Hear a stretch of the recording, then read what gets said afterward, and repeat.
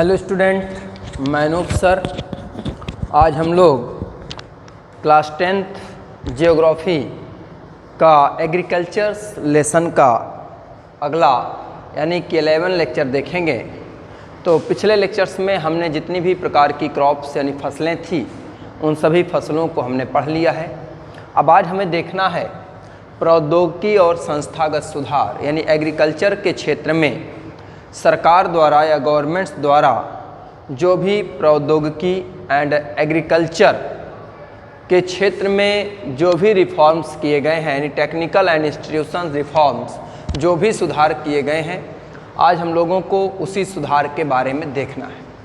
तो first number देखेंगे भूमि सुधार के कानून, यानी भूमि की व्यवस्था को सुधारने के लिए सबसे पहले कुछ कानून लाए गए, वही है भूमि सुधार के कानून, law of land reform.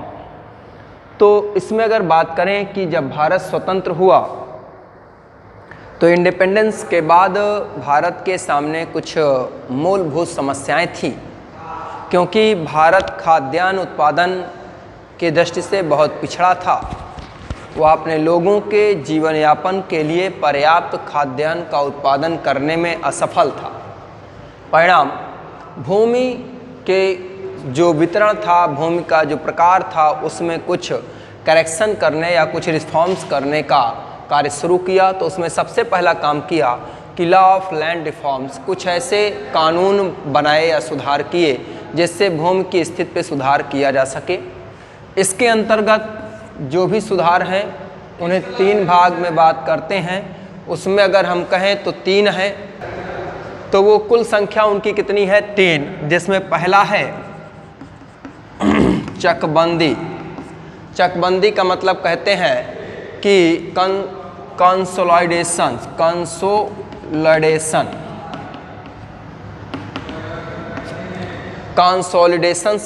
Consolidation है क्या कि हमारे देश की जो सिस्टम है, पैतृक सिस्टम है, पहले क्या होता था, एक फैमिली में कई पीढ़ी के लोग रहते थे, 4-5 पीढ़ी के लोग एक साथ रहते थे और वो एक साथ अपना जीवन बिताते थे। लेकिन करंट में, वर्तमान समय में हमारे जो परिवार हैं उनका बहुत तेज़ी से विघटन हो रहा है, बंटवारे हो रहे हैं। और पहले के समय में एक फैमिली में 5-6 पीढ़ी के लोग रह लेते थे, लेकिन वर्तमान में 2 भाई भी एक साथ नहीं रह पाते हैं, उनका वितरण हो जाता है या वह अलग हो जाते हैं। और जब वो अलग होते हैं तो उनके जो भूमि के टुकड़े हैं, जो लैंड्स हैं, एग्रीकल्चर्स लैंड्स हैं, वह भी डिवाइड कर दिए जाते हैं। उनसे कुछ प्रॉब्लम्स तैयार होती हैं, उन प्रॉब्लम्स के बारे में देखते हैं। मान लीजिए किसी फैमिली के पास ये 4 बड़े खेत हैं या ये 3 बड़े खेत हैं, बड़ी बड़ी एक प्रकार से लैंड है, एग्रीकल्चर लैंड है। अब इस परिवार का डिवीज़न होता है, इस परिवार का विभाजन हो जाए। अगर मान लीजिए कि यहाँ पर 2 भाई हैं या कह दें कि 4 भाई हैं और इन चारों में आपस को ज़मीन बांटना है, तो इसके भी 4 टुकड़े हो जाएंगे, इसके भी 4 टुकड़े हो जाएंगे, इसके भी 4 टुकड़े हो जाएंगे। क्या हुआ? पहली चीज़ हुई कि भूमि का जो आकार है, भूमि का आकार वह छोटा हो गया, यानी जो लैंड साइज है, स्मॉल लैंड साइज, यानी जो लैंड का साइज है वो स्मॉल हो गए। पहली चीज, अब एक ही व्यक्ति को इस खेत को भी देखना है, इस खेत को भी देखना है और इस खेत को भी देखना है। दूसरी समस्या हो गई कि जो भूमि है वो दूर दूर बिखर गए, दूर दूर बिखर गए। अब उनको देखना, उनका निरीक्षण कर पाना कठिन हो गया। तीसरी समस्या हो गई कि अब भूमि के छोटे टुकड़ों पर जो आधुनिक संसाधन हैं, जो मॉडर्न टेक्नोलॉजी है, उनका प्रयोग करना कठिन हो गया। मान लीजिए हम एक इरिगेशंस की व्यवस्था करते हैं, नलकूप लगाना है, तो अब एक आदमी के 3 दूर दूर खेत हो गए, तो उसे किसी भी स्थान पर एक नलकूप लगाकर एक नलकूप से यह कार्य नहीं कर सकता है और 3 नलकूप लगाना एक कठिन समस्या है। जैसे इस समय ट्रैक्टर है, हार्वेस्टर हैं, अब छोटे खेतों पर हार्वेस्टर जैसी बड़ी मशीन जो धान और गेहूं काटती है, इस छोटे भूभाग पर उसे चलाना भी कठिन हो गया अपेक्षाकृत जब ये एक खेत था। तो तीसरी समस्या हो गई कि हमारे जो आधुनिक संसाधन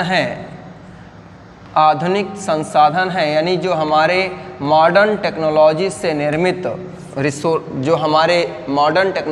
निर्मित संसाधन हैं, वो सभी का प्रयोग करना कठिन हो गया।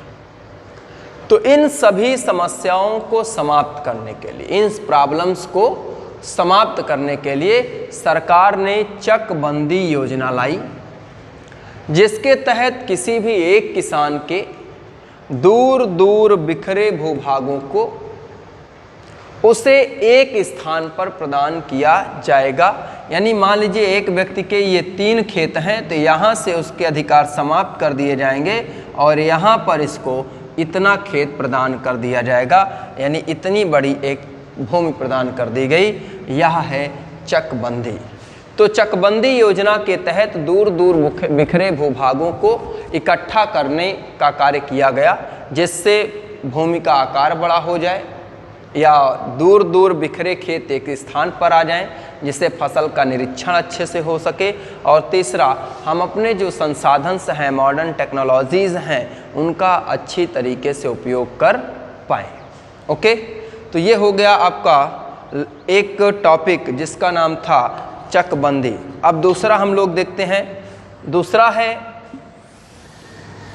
जो दूसरी प्रॉब्लम्स सुधार का कार्य जो किया गया, वह है जमींदारी प्रथा का उन्मूलन।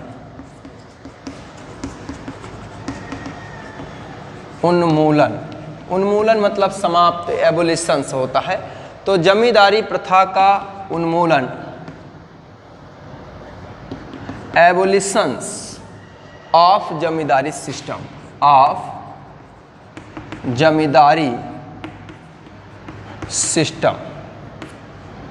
Abolitions of zamindari system. इसके तहत क्या किया गया कि हमारी जो जमींदारी प्रथा है, इंडिपेंडेंस के बाद भारत की लगभग 40% भूमि, 40% भूमि कुछ जमींदारों के हाथ में हुआ करती थी। प्रॉब्लम क्या होती थी कि ये जो जमींदार थे, ये जमींदार उस भूमि पर भूमिहीनों से, लैंडलेस जो प्रेजेंट्स थे, किसान थे, भूमिहीनों से उस भूमि पर कृषि कार्य कराते थे। वैसे अभी भी देखिए गांव में कभी कभी होता है, जिनके पास काम करने का समय नहीं होता है, वो लोग अपनी भूमि दे देते हैं, अधियाँ तिहाइया, मतलब जितना प्रोडक्शन होगा उसका आधा लाके उन्हें देना होगा। तो जमींदार भी अपनी ज़मीन देता था, जिसमें प्रोडक्शन का 1.2 या 1/3 पार्ट लाकर जमींदार को देना होता था। तो समस्याएं क्या थी कि मान लीजिए ये जमींदार का खेत है और इसके कई टुकड़े हैं, इसमें इतने किसानों को उसने भूमि दिया है। कोई किसान उस भूमि पर इसलिए अधिक मेहनत नहीं करता है क्योंकि वह जितना उत्पादित करेगा उसका आधा किसान का आधा जमींदार ले लेगा। इसलिए किसान उतनी ही मेहनत करता था जितने में उसके परिवार के पालन पोषण के लिए फसल तैयार हो जाए या जो अनाज है वो उत्पादित हो जाए। दूसरा, किसान भूमि के सुधार के लिए अधिक प्रयास नहीं करता था कि भूमि पर सुधार का प्रयास करे जिससे भूमि अधिक उपजाऊ हो जाए, क्योंकि उस किसान को नहीं पता है कि नेक्स्ट यानी अगले ईयर वह भूमि उसे मिलेगी कि उसकी भूमि जमींदार बदल देगा कि उसकी जो भूमि जमींदार छीन लेगा। इसलिए जमींदार भूमि जो लैंडलेस एग्रीकल्चर करते थे, यानी लैंडलेस प्रेजेंट्स थे, भूमिहीन किसान थे, वो उस भूमि के सुधार के लिए अधिक काम नहीं करते थे। इसलिए भारत के इस भूभाग पर प्रोडक्शन कम हो पाता था, या कहें कि प्रोडक्शन बहुत कम होता था। इस समस्या को समाप्त करने के लिए सरकार ने एक एक्ट लाया या एक कानून लाया और उसके तहत ये जमींदारी सिस्टम को एबोलाइज कर दिया, यानी समाप्त कर दिया। परिणाम क्या हुआ उसके तहत? तो जमींदारों के पास जितनी भी ये 40% भूमि थी, इस भूमि को उनसे छीन लिया गया और लगभग 2 करोड़ भूमिहीन लोगों को, लैंडलेस प्रेजेंट्स को यहाँ पर भूस्वामी यानी काश्तकार बनाया गया। यानी उन जमींदारों की भूमि को उन भूमिहीनों के नाम कर दिया गया, जिसमें वह अपनी एग्रीकल्चर से अपनी क्रॉप्स तैयार कर सकें। तीसरी प्रॉब्लम इसी के तहत है, भूमि सुधार कानून के तहत जो तीसरा प्रयास किया गया उसका नाम है हदबंदी। हदबंदी क्या है? डेमोन्स्ट्रेशन है,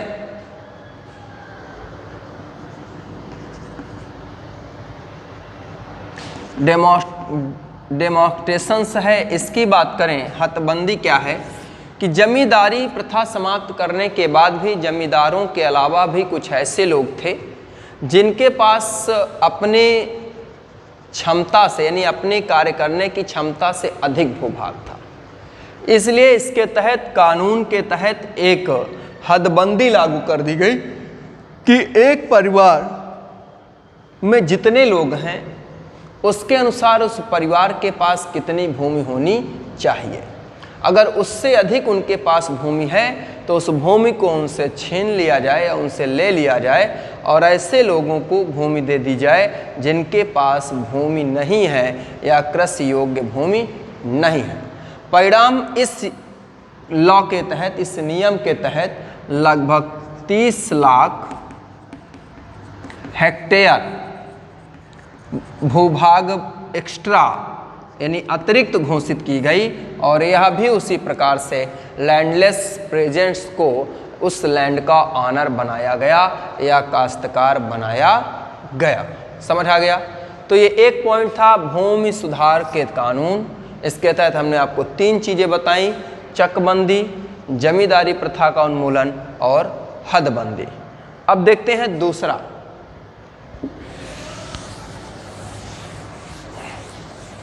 जो दूसरा कार्यक्रम इसके तहत है, भूमि सुधार योजना के तहत, उस दूसरा है कृषि सुधारों की शुरुआत।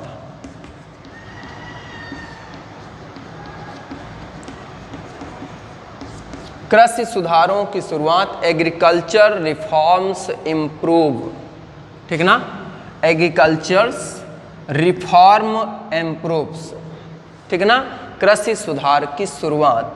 तो कृषि के क्षेत्र में सुधार करने हेतु 2 योजनाएं लाई गईं, एक हरित क्रांति यानी ग्रीन रिवॉल्यूशन और दूसरा श्वेत क्रांति यानी कि व्हाइट रिवॉल्यूशंस।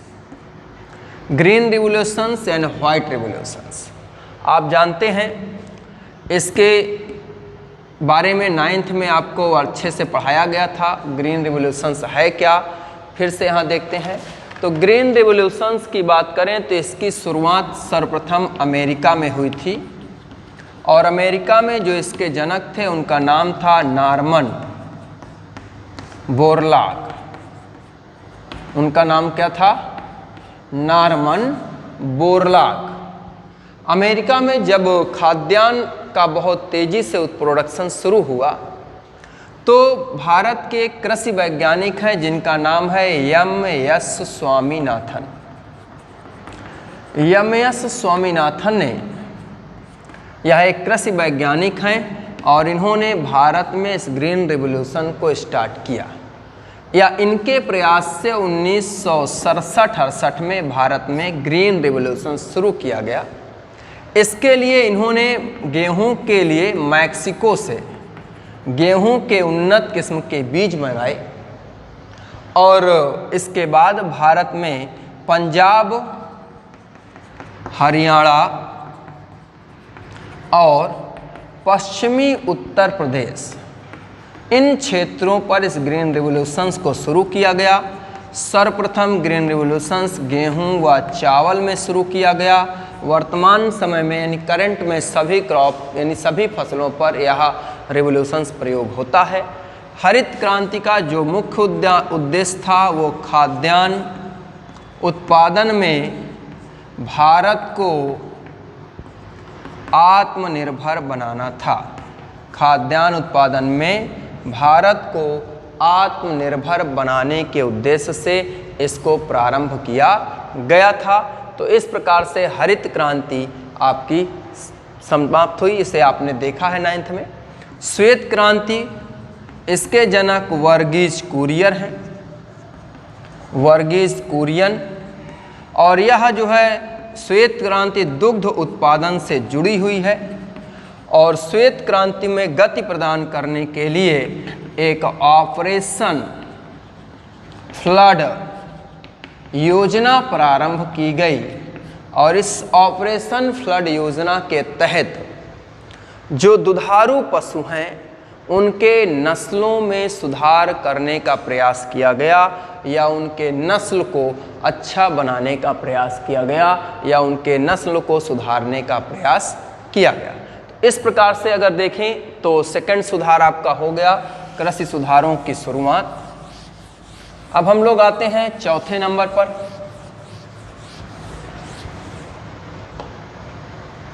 तीसरे पर। 2 अभी आपने देखा, तीसरा है व्यापक भूमि सुधार कार्यक्रम।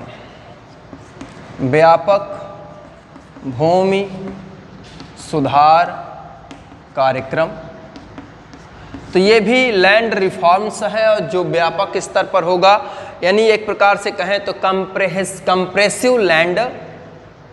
कंप्रेसिव लैंड रिफॉर्म प्रोग्राम या डेवलपमेंट प्रोग्राम, ठीक ना।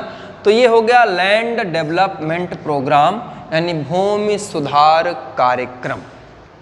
तो इस लैंड डेवलपमेंट प्रोग्राम की बात करें तो इसके तहत कहा गया कि भूमि सुधार के लिए कुछ संस्थागत यानी इंस्टीट्यूशंस व तकनीकी सुधार किए जाएं।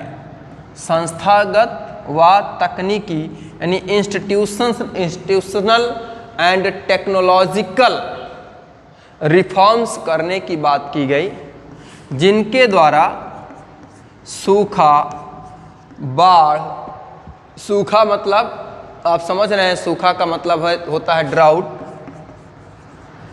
ठीक है ना, बाढ़, फ्लड, सूखा, बाढ़, चक्रवात, साइक्लोन, इसके बाद आग, कभी कभी फसलों पर आग लग जाती है, फायर। इन सभी के लिए किसी प्रकार की बीमारी, डिसीज आ जाती है तो बाढ़, सूखा, चक्रवात, आग एंड बीमारी आदि से बचाव के लिए प्रयास करना या इन सभी स्थितियों पर किसानों की सुधार के लिए प्रयास करना, यानी कि इन सब परिस्थितियों पर उन्हें सुधार के लिए ज़रूरत क्या होगी, उनके लिए लो इंटरेस्ट लोन यानी कम ब्याज पर कर्ज प्रदान किया जाएगा। यानी ऐसी परिस्थितियां आने पर किसानों को लो इंटरेस्ट का लोन प्रदान किया जाएगा। इनको प्रदान करने के लिए ग्रामीण बैंक स्थापित किए गए, सहकारी समिति, कोऑपरेटिव सोसाइटी, सहकारी समितियां स्थापित की गईं और अन्य बैंक स्थापित किए गए, जिनके द्वारा इन्हें यह फैसिलिटीज़ यानी कि लो इंटरेस्ट पर उन्हें लोन प्राप्त हो सके या कम इंटरेस्ट पर उन्हें लोन प्रदान हो सके। चौथा देखते हैं, चौथा सुधार क्या है।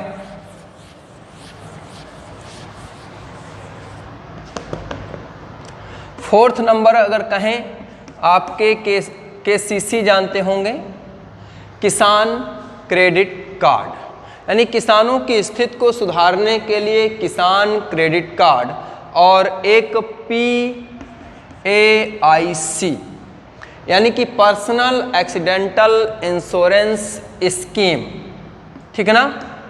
KCC किसान क्रेडिट कार्ड, व्यक्तिगत दुर्घटना, किसानों की व्यक्तिगत दुर्घटना पर बीमा तो personal accidental insurance scheme, personal accidental insurance scheme, किसान क्रेडिट कार्ड, ठीक है ना, जैसी इन योजनाओं को प्रारंभ किया गया या इन योजनाओं को शुरू किया गया जिससे किसानों को कम दाम पर लोन मिल सके, यानी कि कम इंटरेस्ट पर, लो इंटरेस्ट पर लोन मिल सके और किसी दुर्घटना होने पर भी उनको सहायता मिल सके, ठीक है ना।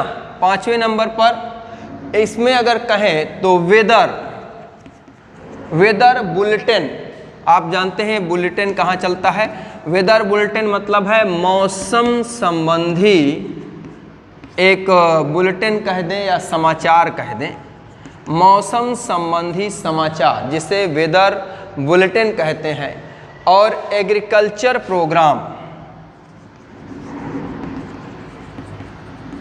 एग्रीकल्चर प्रोग्राम यानी कृषि संबंधी, कृषि के जो कार्यक्रम हैं, इन कार्यक्रमों को टेलीविज़न या रेडियो में प्रसारित किया जाना या रेडियो में संचालित करके किसानों को इसके लिए जागृत करने का काम करना, ठीक है। और अंतिम देखें 6 नंबर MSP, मतलब किसानों के द्वारा जो फसल उत्पादित होती है उसमें जो मिडिल मैन होते हैं, मीडिएटर जिन्हें दलाल कहते हैं या मध्यस्थता करने वाले लोग होते हैं, उन लोगों के शोषण से, उन लोगों के शोषण से नहीं, एक्सप्लॉइटेशंस ऑफ फार्मर, किसानों को उन लोगों के यानी किसके, मिडिल मैन या कहें स्पेकुलेटर होते हैं जो मध्यस्थता का काम करते हैं, स्पेकुलेटर्स या मिडिल मैन के शोषण से बचाने के लिए सरकार द्वारा किसी भी क्रॉप को, फसल को बोने से पहले उसका MSP, मिनिमम सपोर्ट प्राइस तय कर दिया जाना, जिससे किसान को पता रहे कि उनकी फसल का दाम या उसकी रेट गवर्नमेंट ने क्या तय किया है। तो MSP लाकर किसानों की स्थिति में सुधार करना या उत्पादन की स्थिति में सुधार करने का प्रयास किया गया। तो ये वीडियो यहीं तक। आपको वीडियो पसंद आई हो तो लाइक एंड सब्सक्राइब जरूर करें।